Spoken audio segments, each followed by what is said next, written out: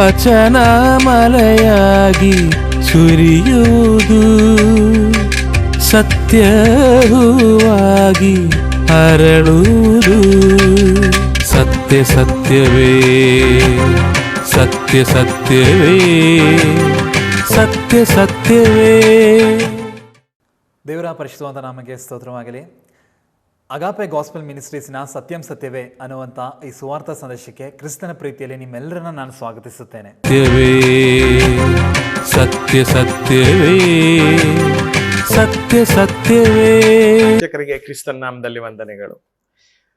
ಪ್ರಿಯರೇ, ಇವತ್ತಿನ ಪ್ರಪಂಚ ಫಾಲೋ ಲೈಕ್ಗಳ ಹಿಂದೆ ಓಡುವಂಥ ಒಂದು ಪ್ರಪಂಚ. ಇನ್ಸ್ಟಾ, ವಾಟ್ಸಪ್ಪು, ಫೇಸ್ಬುಕ್ಕು ಹಾಗೆ ಯೂಟ್ಯೂಬ್ಗಳಲ್ಲಿ ನಾವು ನೋಡುವಾಗ ಈ ಫಾಲೋ ಬಟನ್ ಅನ್ನುವಂಥ ಒಂದು ಅಂಶ ಇದೆ. ಈ ಫಾಲೋ ಮಾಡುವಾಗ ಇವತ್ತಿನ ಪ್ರಪಂಚ ಯಾರನ್ನ ಫಾಲೋ ಮಾಡ್ತಾ ಇದ್ದೀವಿ ಅನ್ನೋಂಥದ್ದೇ ಗೊತ್ತಿಲ್ಲದೇನೆ ಕೊನೆಗೆ ಅವರ ಬಗ್ಗೆ ಏನಾದರೂ ತಪ್ಪು ಮಾಹಿತಿಗಳು ಮಾಧ್ಯಮದಲ್ಲಿ ಹರಿದು ಬಂದಾಗ ಆವಾಗ ಅನ್ಫಾಲೋ ಮಾಡುವಂಥದ್ದು ನಾವು ಹೆಚ್ಚುವರಿ ನೋಡ್ತೇವೆ. ಇವತ್ತಿನ ಪ್ರಪಂಚ ಯಾರು ಅನ್ನುವಂಥದ್ದು ಗೊತ್ತಿಲ್ಲದೆ ಫಾಲೋ ಆಗ್ತಾ ಇರುವಂಥ ಅಂಶ ಬಹಳ ಆಘಾತಕಾರಿ. ಯಾವುದೋ ಒಂದು ವಿಡಿಯೋ ಲೈಕ್ ಆದ ತಕ್ಷಣ ಆ ವ್ಯಕ್ತಿ ಫಾಲೋ ಮಾಡೋಕ್ಕೆ ಶುರುವಾಗೋದು. ಆದರೆ ನಾನಿವತ್ತು ಯೇಸುವಿನ ಬಗ್ಗೆ ನಿಮಗೆ ಹೇಳುವಂಥ ಕೆಲವು ಅಂಶಗಳು ಆ ಯೇಸು ನಮ್ಮ ಫಾಲೋಗೆ ಅಥವಾ ಆತನನ್ನು ನಾವು ಹಿಂಬಾಲಿಸೋದಕ್ಕೆ ಆತನ ಯೋಗ್ಯನು ಎಂಬುದಾಗಿ ಎನಿಸುವಂಥ ಕೆಲವು ಅಂಶಗಳನ್ನು ನಿಮ್ಮ ಮುಂದೆ ಇಟ್ಟು ನನ್ನ ಒಂದು ವಿಷಯವನ್ನು ನಾನು ಪ್ರಸ್ತಾಪಿಸಲಿಕ್ಕಿದ್ದೇನೆ. ಯೇಸು ಒಳ್ಳೆ ಕುರುಬ ಎಂಬುದಾಗಿ ತನ್ನನ್ನು ಹೇಳಿಕೊಳ್ಳುತ್ತಾರೆ. ಯಾಕೆ ಯೇಸು ತನ್ನನ್ನು ಒಳ್ಳೆ ಕುರುಬನೆಂಬುದಾಗಿ ಹೇಳಿಕೊಳ್ಳುತ್ತಾನೆ ಮತ್ತು ಕುರಿಗಳನ್ನು ತಾನು ಮೇಯಿಸುತ್ತಾನೆ, ತಾನು ನಡೆಸುತ್ತಾನೆ ಎಂಬುದಾಗಿ ತಾನು ಹೇಳೋದ್ರ ಹಿಂದುಗಡೆ ಏನು ಕಾರಣ? ಸೊ ಯಾಕೆ ಯೇಸು ಒಳ್ಳೆ ಕುರುಬ? ಅದಕ್ಕೆ 4 ಕಾರಣಗಳನ್ನು ನಿಮ್ಮ ಮುಂದೆ ಇಟ್ಟು ಅನಂತರ ನಿಮ್ಮ ಪ್ರತಿಕ್ರಿಯೆಯನ್ನು ನಾನು ಕೇಳುವಂಥವನಾಗಿದ್ದೇನೆ. ಯೇಸು ತನ್ನ ಬಗ್ಗೆ ಒಳ್ಳೆ ಕುರುಬನು ಅನ್ನುವಂಥ ವಿಷಯವನ್ನು ಯೋಹಾನನ ಸುವಾರ್ತೆ 10ನೇ ಅಧ್ಯಾಯದಲ್ಲಿ 1ನೇ ವಾಕ್ಯದಿಂದ ಹಿಡಿದು 21ನೇ ವಾಕ್ಯದವರೆಗೂ ಕೂಡ ಓದುವಾಗ ಆ ವೇದ ಭಾಗದಲ್ಲಿ ನಾನು ಒಳ್ಳೆ ಕುರುಬನು ಎಂಬುದಾಗಿ ಆತನು ಹೇಳುತ್ತಾನೆ. ಒಳ್ಳೆ ಕುರುಬನು ಎಂಬುದಾಗಿ ಹೇಳುವುದರ ನಡುವೆ ಆತನು ಯಾಕೆ ಒಳ್ಳೆ ಕುರುಬನು ಎಂಬುದಾಗಿ ಕೂಡ ಹೇಳುತ್ತಾನೆ. ಮೊದಲನೆಯದಾಗಿ ಯಾಕೆ ಯೇಸು ಒಳ್ಳೆ ಕುರುಬನು ಎಂಬುದಾಗಿ ನೋಡೋದಾದ್ರೆ ಮೊದಲನೇ ಕಾರಣ, ಆತನು ಕುರಿಗಳಿಗಾಗಿ ತನ್ನ ಪ್ರಾಣವನ್ನ ಕೊಡುತ್ತಾನೆ. ಯಾಕೆ ಯೇಸು ಒಳ್ಳೆ ಕುರುಬ? ಯಾಕಂದರೆ ತನ್ನ ಕುರಿಗಳಿಗಾಗಿ ತಾನು ಪ್ರಾಣವನ್ನ ಕೊಡುತ್ತಾನೆ. ಯೇಸು ಅದರ ಬಗ್ಗೆ ನಾವು ಯೋಹಾನ 10ನೇ ಅಧ್ಯಾಯ 18ನೇ ವಾಕ್ಯದಲ್ಲಿ ಹೀಗೆ ನಾವು ಓದುತ್ತೇವೆ, ನನ್ನ ಪ್ರಾಣವನ್ನು ಯಾರು ನನ್ನಿಂದ ತೆಗೆಯರು, ನನ್ನಷ್ಟಕ್ಕೆ ನಾನೇ ಅದನ್ನು ಕೊಡುತ್ತೇನೆ. ನನ್ನ ಪ್ರಾಣವನ್ನು 17ನೇ ವಾಕ್ಯದ ಕಡೆ ಭಾಗ, ನನ್ನ ಪ್ರಾಣವನ್ನು ಕೊಡುತ್ತೇನೆ. 15ನೇ ಅಧ್ಯಾಯ, ನಾನೇ ಒಳ್ಳೆ ಕುರುಬನು, ತಂದೆಯು ನಾನು ತಂದೆಯನ್ನು ತಿಳಿದಿರುವಂತೆ ನಾನು ಕುರಿಗಳನ್ನು ತಿಳಿದಿದ್ದೇನೆ, ನನ್ನ ಕುರಿಗಳು ನನ್ನನ್ನು ತಿಳಿದಿವೆ ಮತ್ತು ಕುರಿಗಳಿಗೋಸ್ಕರ ನನ್ನ ಪ್ರಾಣವನ್ನು ಕೊಡುತ್ತೇನೆ. ನನ್ನ ಕುರಿಗಳಿಗೋಸ್ಕರ ನನ್ನ ಪ್ರಾಣವನ್ನು ಕೊಡುತ್ತೇನೆ.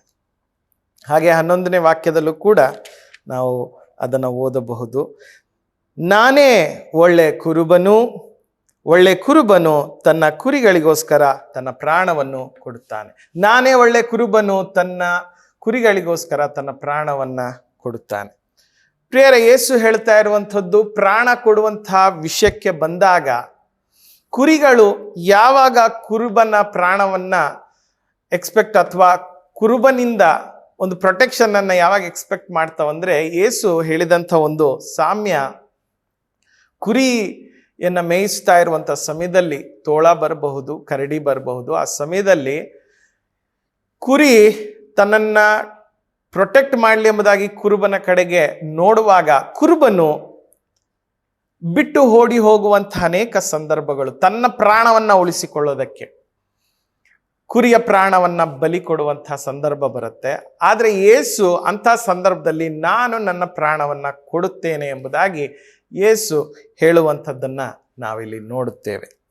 ಇದರಲ್ಲಿ ಗಮನಿಸಬೇಕಾದಂಥ ಅಂಶ, ಯೇಸು ತನ್ನ ಸ್ವಇಚ್ಛೆಯಿಂದ ಅದನ್ನ ಕೊಡುತ್ತಾ ಇದ್ದಾರೆ. ಯೇಸು ಸ್ವಇಚ್ಛೆಯಿಂದ ಕೊಡುತ್ತಾ ಇದ್ದಾರೆ.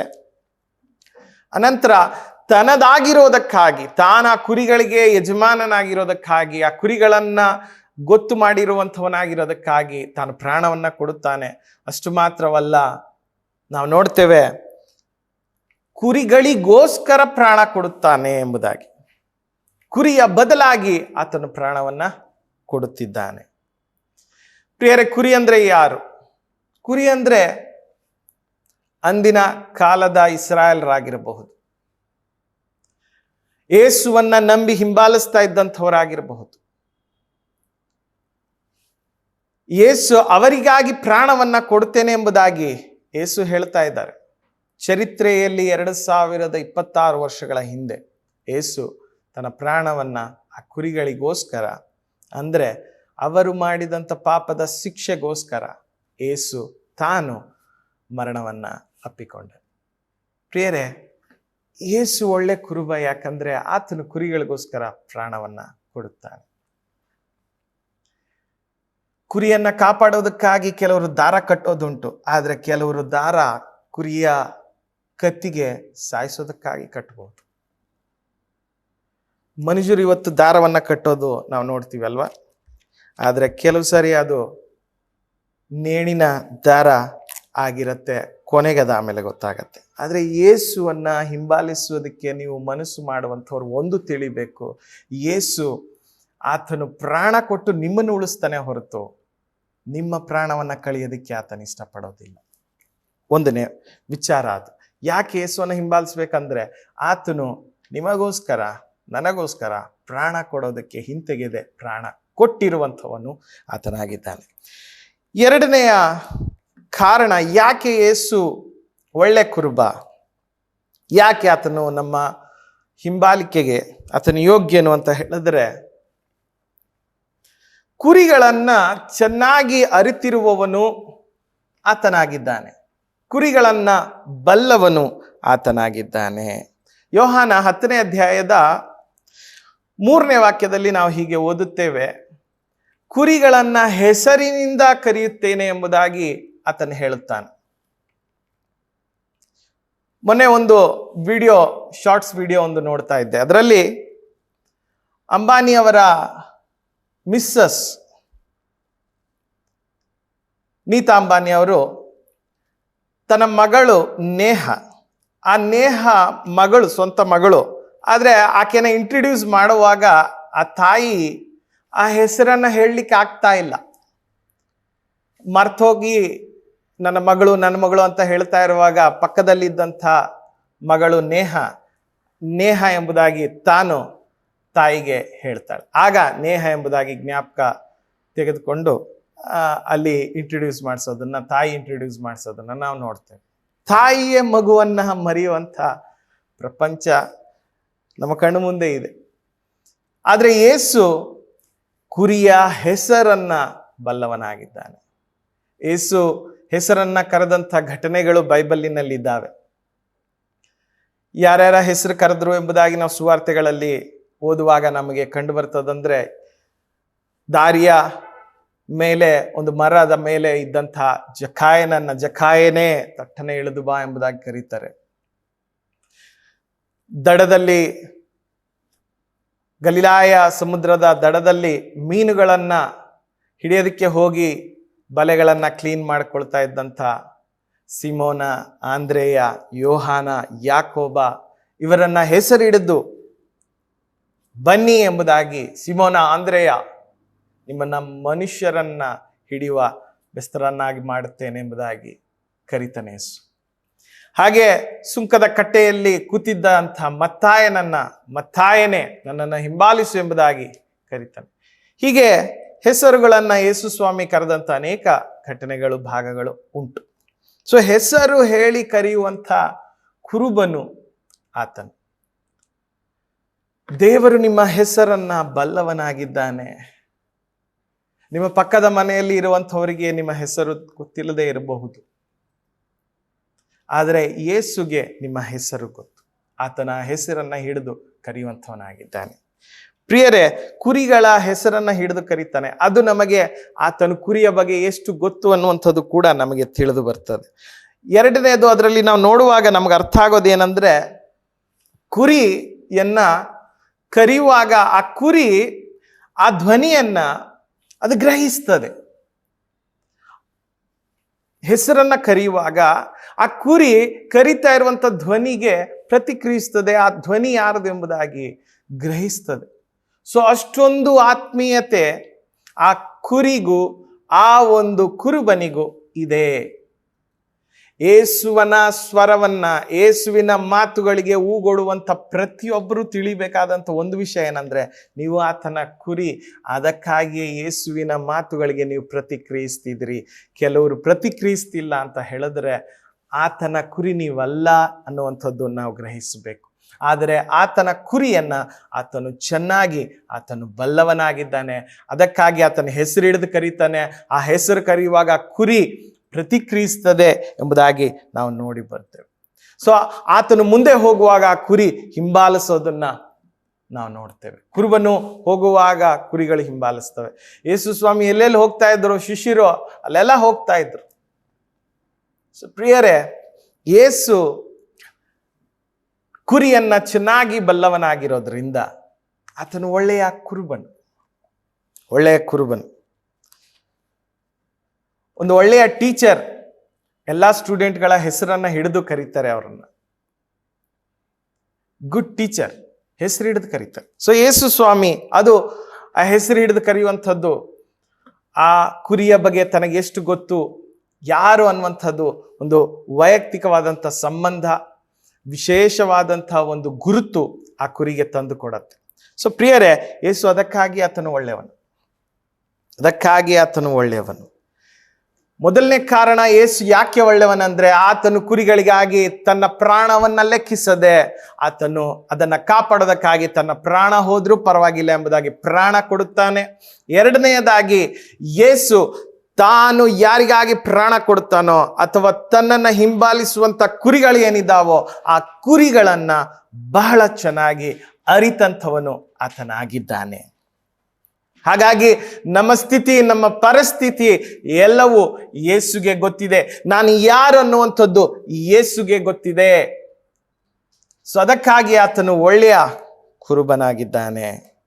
ಮೂರನೆಯದಾಗಿ, ಯೇಸು ಯಾಕೆ ಒಳ್ಳೆ ಕುರುಬನು ಎಂಬುದಾಗಿ ನೋಡೋದಾದ್ರೆ, ಒಳ್ಳೆಯ ಕುರುಬ ಪೋಷಿಸಿ ರಕ್ಷಿಸುತ್ತಾನೆ, ಪೋಷಿಸಿ ಸಂರಕ್ಷಿಸುತ್ತಾನೆ. ಯೋಹಾನ 10ನೇ ಅಧ್ಯಾಯ 9ನೇ ವಾಕ್ಯದಲ್ಲಿ ನಾವು ನೋಡ್ತೇವೆ, ಕುರಿಗಳನ್ನ ಮೇಯಿಸೋದಕ್ಕಾಗಿ ಆತನು ಕರ್ಕೊಂಡು ಹೋಗ್ತಾನೆ. ಕುರಿಗಳನ್ನ ಮೇಯಿಸೋದಕ್ಕಾಗಿ ಕರ್ಕೊಂಡು ಆತನು ಹೋಗುತ್ತಾನೆ. ಬೈಬಲಿನ ಹಳೆ ಒಡಂಬಡಿಕೆಯ ಒಂದು ಕೀರ್ತನೆ ಪುಸ್ತಕ ಇದೆ. ಅದರಲ್ಲಿ 23ನೇ ಕೀರ್ತನೆಯಲ್ಲಿ ಹೀಗೆ ಹೇಳಲಾಗಿದೆ, ಯೆಹೋವನು ನನಗೆ ಕುರುಬನು, ನಾನು ಕೊರತೆ ಪಡೆನು. ಯಾಕಂದ್ರೆ ಆತನು ಹಸುರುಗಾವಲುಗಳಲ್ಲಿ ನನ್ನನ್ನು ತಂಗಿಸುತ್ತಾನೆ. ಹುಲ್ಲುಗಳ ಮಧ್ಯದಲ್ಲಿ ಕರ್ಕೊಂಡು ಹೋಗಿ ಆ ಕುರಿಯನ್ನ ಆ ಹುಲ್ಲಿನಿಂದ ಅದನ್ನ ಪೋಷಿಸುತ್ತಾನೆ. ಅನಂತರ ಅದಕ್ಕೆ ಮರಣ ಭಯ ಆಗದಂತೆ, ಅದಕ್ಕೆ ಪ್ರಾಣಿ ಭಯ ಆಗದಂತೆ, ಅಥವಾ ಅದಕ್ಕೆ ತೈಲವನ್ನ ಹಚ್ಚುವಂತ ಕೆಲಸವನ್ನ ಮಾಡುತ್ತಾನೆ. ಯಾಕಂದ್ರೆ ಅದಕ್ಕೆ ಯಾವ ಹುಳದಿಂದ ಅದಕ್ಕೆ ತೊಂದರೆಯಾಗಬಾರದು ಎಂಬುದಾಗಿ ಔಷಧಿಯ ಗುಣ ಇರುವಂತ ತೈಲವನ್ನ ಕುರಿಗೆ ಹಚ್ಚುವಂಥವನಾಗಿದ್ದಾನೆ. ಹಾಗಾಗಿ ಪೋಷಿಸಿ ನೀರಿನ ಬಳಿಗೆ ಕರೆದುಕೊಂಡು ಹೋಗಿ ಅದಕ್ಕೆ ಗಾಯಗಳಾಗಿದ್ದರೆ, ಅದಕ್ಕೆ ಹುಳಗಳು ಹತ್ತದಂತೆ ಅದಕ್ಕೆ ಎಣ್ಣೆಯನ್ನ ಹಚ್ಚಿ ಅದನ್ನು ಸಂರಕ್ಷಿಸುತ್ತಾನೆ, ಅದನ್ನು ಕಾಪಾಡುತ್ತಾನೆ. ಸೊ ಯೇಸು ಈ ಮಾತನ್ನ ಹೇಳಿದ್ರು, ನನ್ನ ಕುರಿಗಳನ್ನು ನಾನು ಪೋಷಿಸುತ್ತೇನೆ, 10ನೇ ಅಧ್ಯಾಯ 9ನೇ ವಾಕ್ಯದಲ್ಲಿ ಹೇಳಿದ್ರು. ಅನಂತರ ನಾವು ನೋಡ್ತೇವೆ ಅವುಗಳನ್ನು ನಡೆಸುತ್ತಾನೆ, ಮಾರ್ಗದರ್ಶನವನ್ನು ಕೊಡುತ್ತಾನೆ. ಎಲ್ಲಿ ಅಂತ ಹೇಳಿದ್ರೆ ನೀತಿಯ ಮಾರ್ಗದಲ್ಲಿ ಆ ಕುರಿಯನ್ನ ನಡೆಯುವಂತೆ ಮಾಡುತ್ತಾನೆ. ಸಹಜವಾಗಿ ಕುರಿ ಅಂತ ಹೇಳ್ತಾ ಇರೋದು ಮನುಷ್ಯರನ್ನ ನೀತಿಯ ಮಾರ್ಗದಲ್ಲಿ ಆತನು ನಡೆಸಿಕೊಂಡು ಹೋಗುತ್ತಾನೆ. ಪ್ರಿಯರೇ, ಯೇಸು ಸ್ವಾಮಿ ಅದಕ್ಕೆ ಯೋಹಾನ 10ನೇ ಅಧ್ಯಾಯದ 9ನೇ ವಾಕ್ಯದಲ್ಲಿ ಹೇಳಿದ್ರು, ನಾನೇ ಕುರಿಗಳಿಗೆ ಬಾಗಿಲು ಎಂಬುದಾಗಿ ಹೇಳಿದ್ರು. ನಾನೇ ಬಾಗಿಲು ಎಂಬುದಾಗಿ ಹೇಳಿದ್ರು. ಯಾಕಂತ ಹೇಳಿದ್ರೆ ಆ ಬಾಗಿಲು ಒಂದು ಭದ್ರತೆಯನ್ನ ಕೊಡ್ತದೆ. ನಾವು ಪ್ರತಿದಿನ ನಮ್ಮ ಮನೆಯನ್ನ ಮಲಗೋದಕ್ಕಿಂತ ಮುಂಚೆ ನಾವು ಡೋರ್ ಹಾಕಿದೀವೋ ಹಾಕಿಲ್ವೋ ಅಂತ ಹೇಳಿ ಚೆಕ್ ಮಾಡ್ತೀವಿ. ನಾವು ಹಾಕ್ಕೊಳ್ತೇವೆ ಡೋರನ್ನು. ಆ ಬಾಗಿಲು ಹಾಕಿದಾಗ ಭದ್ರವಾಗಿ ನಾವು ನಿದ್ರೆಯನ್ನ ಹೋಗ್ತೇವೆ. ಒಂದು ಆರ್ಟಿಫಿಷಿಯಲ್ ಸ್ಯಾಟಿಸ್ಫ್ಯಾಕ್ಷನ್ ಅದು ನಮಗೆ ಉಂಟು ಮಾಡಿದ್ರು ಕೂಡ, ಇವನ ಬಾಗಿಲು ಹೊಡೆದಾಕ್ಬಿಡ್ಬೋದು ಕಳ್ಳ, ಆದ್ರೆ ಅದು ಹಾಕುವಾಗ ಒಂದು ನೆಮ್ಮದಿ. ಸೊ ಹಾಗೆ ಯೇಸು ಹೇಳಿದ್ರು, ಈ ಕುರಿಗಳಿಗೆ ಯೇಸು ಬಾಗಿಲಾಗಿದ್ದಾಗ ಆ ಕುರಿಗಳಿಗೆ ಒಂದು ಸಮಾಧಾನ, ಅವಕ್ಕೆ ಒಂದು ಭದ್ರತೆ, ನಾನು ನೆಮ್ಮದಿಯಾಗಿರಬಲ್ಲೆ ಅನ್ನುವಂಥದ್ದು. ಪ್ರಿಯರೇ, ಕುರಿ ಅಂತ ಹೇಳುವಂಥದ್ದು ಯೇಸುವನ್ನ ಹಿಂಬಾಲಿಸುವಂಥವ್ರು. ಆತನು ನಿಮ್ಮನ್ನ ಪೋಷಿಸುವಂಥವನು, ನಿಮ್ಮನ್ನ ಸಂರಕ್ಷಿಸುವಂಥವನು, ನಿಮಗೆ ಸೆಕ್ಯೂರಿಟಿಯನ್ನ, ನಿಮಗೆ ಭದ್ರತೆಯನ್ನ ಕೊಡುವಂಥ ಒಳ್ಳೆ ಕುರುಬನು ಆತನಾಗಿದ್ದಾನೆ. ಸೊ ನಾನು ಹೇಳ್ತಾ ಇರುವಂಥದ್ದು, ಯೇಸು ಯಾಕೆ ಒಳ್ಳೆ ಕುರುಬ? ಮೊದಲನೇದಾಗಿ ಆತನು ಕುರಿಗಳಿಗಾಗಿ ತನ್ನ ಪ್ರಾಣ ಕೊಡುತ್ತಾನೆ. ಎರಡನೆಯದಾಗಿ ಆತನು ಕುರಿಗಳನ್ನ ಬಲ್ಲವನಾಗಿದ್ದಾನೆ. ಮೂರನೇದು, ಆತನು ಕುರಿಗಳನ್ನ ಪೋಷಿಸಿ ಅದನ್ನ ಸಂರಕ್ಷಿಸಿ ಭದ್ರತೆಯನ್ನ ಕೊಡುವಂಥವನಾಗಿದ್ದಾನೆ. ನಾಲ್ಕನೆಯದಾಗಿ, ಯೇಸು ಯಾಕೆ ಒಳ್ಳೆ ಕುರುಬ? ಯಾಕಂದ್ರೆ ಕುರಿಗಳನ್ನ ಒಂದುಗೂಡಿಸುವಂಥವನು ಆತನಾಗಿದ್ದಾನೆ. ಕುರಿಗಳನ್ನ ಒಂದುಗೂಡಿಸುವಂಥವನಾಗಿದ್ದಾನೆ. ಯೋಹಾನ 10ನೇ ಅಧ್ಯಾಯ ಅದರಲ್ಲಿರುವಂತ 16ನೇ ವಾಕ್ಯ, ಯೋಹಾನ 10:16 ಹೀಗೆ ಹೇಳಲಾಗಿದೆ, ಈ ಹಟ್ಟಿಗೆ ಸೇರದಿರುವ ಇನ್ನೂ ಬೇರೆ ಕುರಿಗಳು ನನಗೆ ಇವೆ. ಈ ಹಟ್ಟಿಗೆ ಸೇರದಿರುವ ಇನ್ನೂ ಬೇರೆ ಕುರಿಗಳು ನನಗೆ ಇವೆ. ಅವುಗಳನ್ನು ನಾನು ತರಬೇಕು. ಅವು ನನ್ನ ಸ್ವರಕ್ಕೆ ಕಿವಿಗೊಡುವವು. ಆಗ ಒಂದೇ ಹಿಂಡು ಆಗುವುದು, ಒಬ್ಬನೇ ಕುರುಬನು ಇರುವನು. ಒಂದೇ ಹಿಂಡು ಆಗುವುದು, ಒಬ್ಬನೇ ಕುರುಬನು. ಮಂದೆಗೆ ಸೇರದ ಇನ್ನೂ ಒಂದು ಹಿಂಡು ಇದೆ ಎಂಬುದಾಗಿ ಯೇಸು ಸ್ವಾಮಿ ಹೇಳ್ತಾ ಬರ್ತಾನೆ. ಪ್ರಿಯರೇ, ಕುರಿಗಳನ್ನ ಮೇಯೋದಕ್ಕೆ ಬಿಟ್ಟಾಗ ನಾನಾ ಕಡೆಗಳಲ್ಲಿ ಕುರಿಗಳು ಹೋಗ್ತವೆ.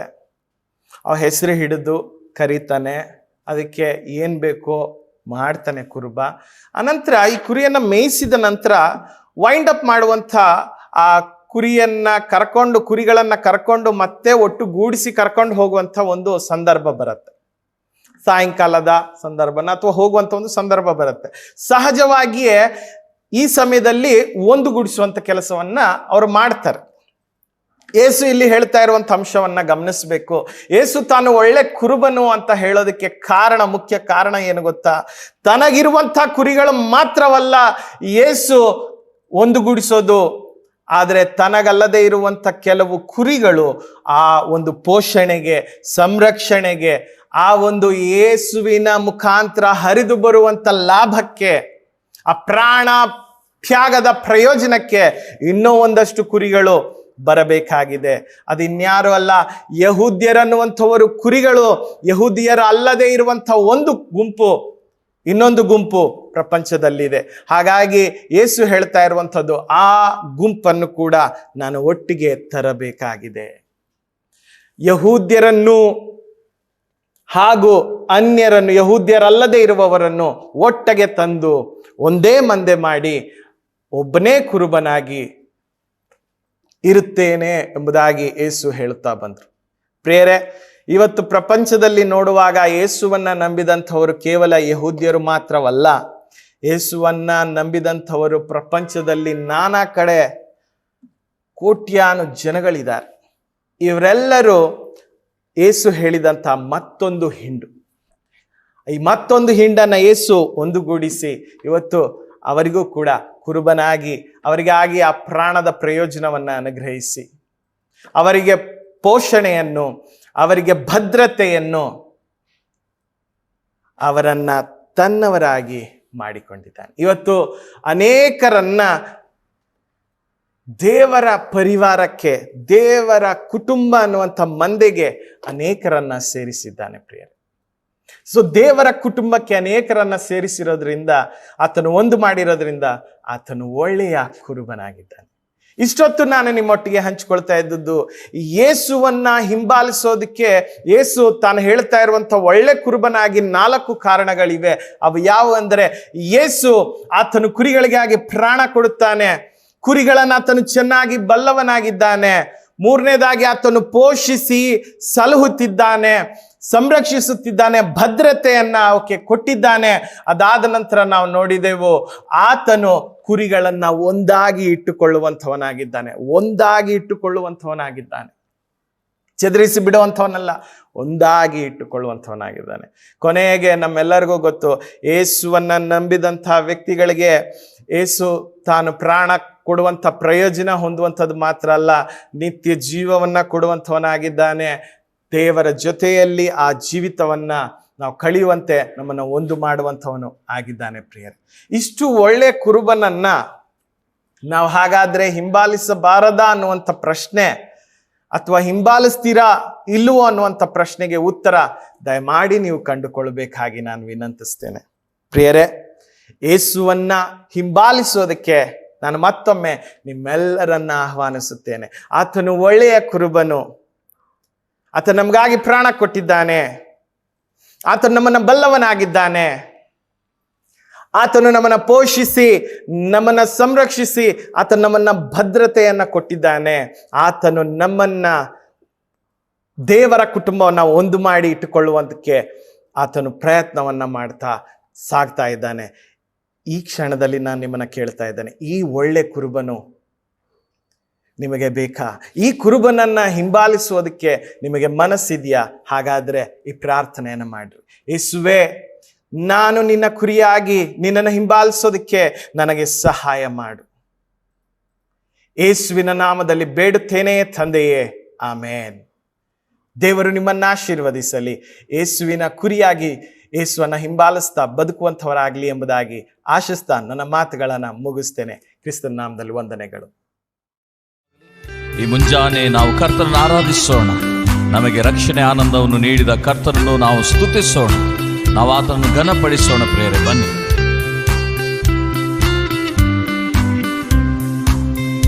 ಮಹಿಮೆ ಮಹಿಮೆ ಸದಾ ಆತನಿಗೆ, ಯೇಸುರಾಜನಿಗೆಂದಿಗಾಗಲಿ.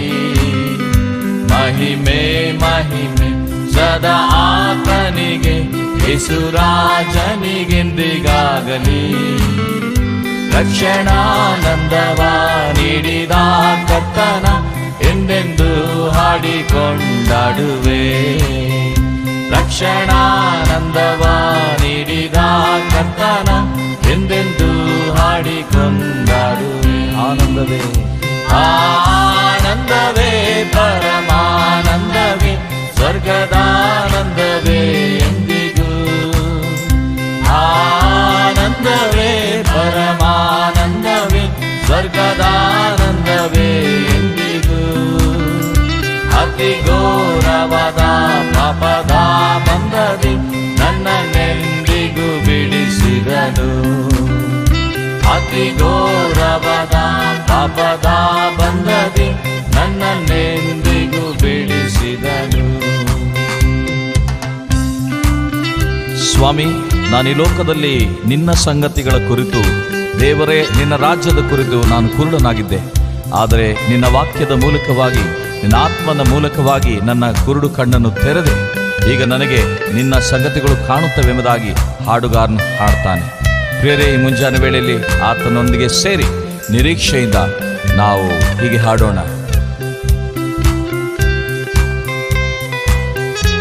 ಹಾಲೆಲೂಯ. ಯೇಸುವೇ, ನಿನಗೆ ಸ್ತೋತ್ರ. ಕುರುಡಾನಾಗಿದೆ, ಕರುಣೆ ತೋರಿದೆ, ಪರಮ ದೃಷ್ಟಿಯ ನೀಡಿದೆ. ಕುರುಡಾನಾಗಿದೆ, ಕರುಣೆ ತೋರಿದೆ, ಪರಮಾ ದೃಷ್ಟಿಯ ನೀಡಿದೆ. ಕರುಣಾ ಸಾಗರ ಪಾಪಿಯ ರಕ್ಷಿಸ ಧರೆಗಿಳಿದು ನೀ ಬಂದವನೇ. ಕರುಣಾ ಸಾಗರ ಪಾಪಿಯ ರಕ್ಷಿಸ ಧರೆಗಿಳಿದು ಬಂದವನೇ. ಆನಂದವೇ ಆನಂದವೇ ಪರಮಾನಂದವೇ ಸ್ವರ್ಗದಾನಂದವೇ ಎಂದಿಗೂ. ಆನಂದವೇ ಪರಮಾನಂದವೇ ಸ್ವರ್ಗದಾನಂದವೇ ಎಂದಿಗೂ. ಅತಿ ಘೋರವಾದ ಪಾಪದ ಬಂಧದಿ ನನ್ನನ್ನೆಂದಿಗೂ ಬಿಡಿಸಿದನು. ಅತಿ ಘೋರವಾದ ಪಾಪದ ಬಂಧದಿ ನನ್ನನ್ನೆಂದಿಗೂ ಬಿಡಿಸಿದನು. ಹಲ್ಲೆಲೂಯಾ. ಯೇಸು ಸ್ವಾಮಿಯೊಂದಿಗೆ ನಾವು ಆತನ ಹಿಂದೆ ಹೋಗುವಾಗ ಅದು ಜೀವ ಮಾರ್ಗ ಎಂಬುದಾಗಿ ದೇವರ ವಾಕ್ಯ ಕರೆಯುತ್ತದೆ. ಯೇಸು ಸ್ವಾಮಿ ಹೇಳುತ್ತಾನೆ, ನನ್ನನ್ನು ಹಿಂಬಾಲಿಸು ಎಂಬುದಾಗಿ. ಕರ್ತನಲ್ಲಿ ಪ್ರಿಯರೇ, ಇಲ್ಲಿ ಹಾಡುಗಾರನು ಹೇಳ್ತಾನೆ, ಯೇಸು ಸ್ವಾಮಿಯನ್ನು ನಾನು ಹಿಂಬಾಲಿಸ್ತೇನೆ. ಎಲ್ಲಿಯವರೆಗೆ? ಭಾಗ್ಯ ಕಾನಾನಿಗೆ ಸೇರುವವರೆಗೆ ನಾನು ಆತನನ್ನು ಹಿಂಬಾಲಿಸುತ್ತೇನೆ ಎಂಬುದಾಗಿ. ಪ್ರಿಯರೇ, ಯೇಸುವನ್ನು ನಾವು ಅನೇಕರು ಒಂದು ದಿವಸ ಹಿಂಬಾಲಿಸ್ತೇವೆ, 1 ವರ್ಷ ಹಿಂಬಾಲಿಸ್ತೇವೆ, 5 ವರ್ಷ ಹಿಂಬಾಲಿಸ್ತೇವೆ. ಆದರೆ ಆ ರೀತಿಯಾಗಿ ಮಾಡಬೇಕೆಂಬುದಾಗಿ ದೇವರ ವಾಕ್ಯ ನಮ್ಮನ್ನು ಪ್ರಬೋಧಿಸ್ತಿಲ್ಲ. ನಾವು ಕೊನೆಯವರೆಗೂ, ಕೊನೆಯ ಉಸಿರಿರುವವರೆಗೂ. ಈ ಪ್ರೋಗ್ರಾಮ್ ನಿಮಗೆ ಆಶೀರ್ವಾದವಾಗಿದೆ ಎಂದು ನಾವು ನಂಬುತ್ತೇವೆ. ನಿಮಗೇನಾದರೂ ಅಭಿಪ್ರಾಯಗಳು, ಪ್ರಾರ್ಥನಾ ಮನವಿಗಳು ಇರೋದಾದರೆ ನಿಮ್ಮ ಸಂಕೋಚವಿಲ್ಲದೆ ನೀವು ಕಾಲ್ ಮಾಡಿ, ನಾವು ನಿಮಗೋಸ್ಕರವಾಗಿ ಖಂಡಿತವಾಗಿ ನಾವು ಪ್ರಾರ್ಥಿಸುತ್ತೇವೆ. ನೀವು ನಮ್ಮನ್ನು ಭೇಟಿ ಮಾಡಬೇಕಾದಂಥ ವಿಳಾಸ ಸತ್ಯಂ ಸತ್ಯವೇ, ಅಗಾಪೆ ಗಾಸ್ಪಲ್ ಮಿನಿಸ್ಟ್ರೀಸ್, ಮತ್ತಿಕೆರೆ, ಬೆಂಗಳೂರು 54. ಈ ಅಡ್ರೆಸ್ನಲ್ಲಿ ನೀವು ನಮ್ಮನ್ನು ಭೇಟಿ ಮಾಡಬಹುದು. ನಿಮಗೇನಾದರೂ ಪ್ರಾರ್ಥನಾ ಮನವಿಗಳು, ಪ್ರಾರ್ಥನಾ ವಿಷಯಗಳು, ಏನಾದರೂ ಸಮಸ್ಯೆಗಳು ಇರೋದಾದರೆ ಸಂಕೋಚವಿಲ್ಲದೆ ಈ ಸ್ಕ್ರೀನ್ನಲ್ಲಿ ಕಾಣಿಸುವಂಥ ಈ ನಂಬರ್ಗೆ ನೀವು ಕಾಲ್ ಮಾಡಿರಿ. ನಾವು ನಿಮಗೋಸ್ಕರವಾಗಿ ನಾವು ಪ್ರಾರ್ಥಿಸುತ್ತೇವೆ. ಮತ್ತು ಏನಾದರೂ ಬೈಬಲ್ ಸಂಬಂಧವಾಗಿರುವಂಥ ಪ್ರಶ್ನೆಗಳು, ಬೈಬಲ್ ಸಂಬಂಧವಾಗಿರುವಂಥ ಸಂಶಯಗಳು ನಿಮಗಿರೋದಾದರೆ ವಾಟ್ಸಾಪಿನಿಂದ ನೀವು ನಮಗೆ ಕೇಳ್ಬೋದು. ವಾಟ್ಸಾಪ್ನಿಂದಲೇ ನಾವು ನಿಮಗೆ ಉತ್ತರವನ್ನು ಕೊಡುತ್ತೇವೆ. ಈ ಸಂದೇಶವನ್ನು ಮತ್ತು ಈ ಹಾಡನ್ನು ಪುನಃ ಕೇಳಬೇಕಾದರೆ ಸತ್ಯಂ ಸತ್ಯವೇ ಅನ್ನುವಂಥ ಯೂಟ್ಯೂಬ್ ಚಾನಲ್ ಮತ್ತು ಸತ್ಯಂ ಸತ್ಯವೇ ಅನ್ನುವಂಥ ಫೇಸ್ಬುಕ್ ಪೇಜ್ನಲ್ಲಿ ನೀವು ಸಂಪರ್ಕಿಸಿ. ಈ ಸಂದೇಶವನ್ನು ನಿಮಗೆ ಆಶೀರ್ವಾದವಾಗಿದ್ದರೆ ನಿಮ್ಮ ಸ್ನೇಹಿತರಿಗೂ ನೀವು ಇದನ್ನು ಶೇರ್ ಮಾಡಿರಿ. ಈ ಶುಭವಾರ್ತೆಯಲ್ಲಿ ನೀವು ಸಹ ಪಾಲ್ಗೊಂಡ್ರಿ. ದೇವರು ನಿಮ್ಮನ್ನು ಹೆಚ್ಚಾಗಿ, ದೇವರು ನಿಮ್ಮನ್ನು ಆಶೀರ್ವಾದ ಮಾಡಲಿ. ದೇವ್ರ ನಾಮಕ್ಕೆ ಸ್ತೋತ್ರವಾಗಲಿ. ಆಮೇನ್. ವಚನ ಮಳೆಯಾಗಿ ಸುರಿಯುವುದು, ಸತ್ಯವಾಗಿ ಹರಳುವುದು. ಸತ್ಯ ಸತ್ಯವೇ, ಸತ್ಯ ಸತ್ಯವೇ, ಸತ್ಯ ಸತ್ಯವೇ. ಆ ಹೆಸರು ಹಿಡಿದು ಕರೀತಾನೆ, ಅದಕ್ಕೆ ಏನು ಬೇಕೋ ಮಾಡ್ತಾನೆ ಕುರುಬ. ಅನಂತರ ಈ ಕುರಿಯನ್ನ ಮೇಯಿಸಿದ ನಂತರ ವೈಂಡ್ ಅಪ್ ಮಾಡುವಂಥ ಆ ಕುರಿಗಳನ್ನ ಕರ್ಕೊಂಡು ಮತ್ತೆ ಒಟ್ಟುಗೂಡಿಸಿ ಕರ್ಕೊಂಡು ಹೋಗುವಂಥ ಒಂದು ಸಂದರ್ಭ ಬರುತ್ತೆ.